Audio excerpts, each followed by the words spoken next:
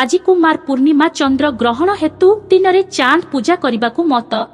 आज कुमार पूर्णिमा संध्या बेले कुमारी माने सुंदर बर पाइबा उद्देश्य रे कार्तिकेय को आराधना करने सह चंद्र पूजा मध्य करिथांती।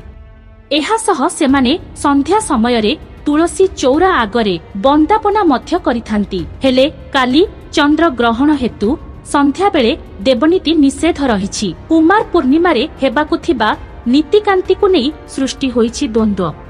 चंद्र ग्रहण पड़ुथिबारु संध्या पूर्वरु कुमार पूर्णिमा पूजा सारिबाकु ज्योतिष मत देइछंती। अर्थात एही वर्ष दिन रे हेबो कुमार पूर्णिमा।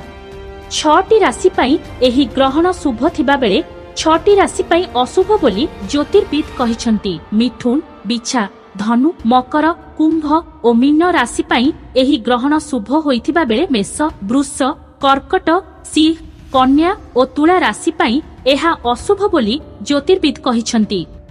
एही चंद्र ग्रहणर दोष को एड़ाइबा पई गरीब लोकंकु दान करिबा उचित एवं भोकिला लोकंकु खाइबाकु देबा उचित। चंद्र ग्रहण केवल पूर्णिमा दिन लागि थाए, तेणु एही दिन दान करिबा अत्यंत शुभ फल देइथाए।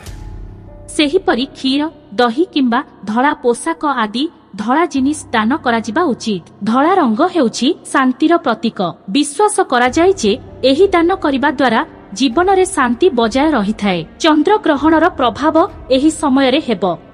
ग्रहणर स्पर्श समय हेउछि अक्टोबर 29 तारिख रात्रि 1:04:55। ग्रहण सर्वमोक्ष समय हेउछि अक्टोबर 29 तारिख रात्रि 2:24:02।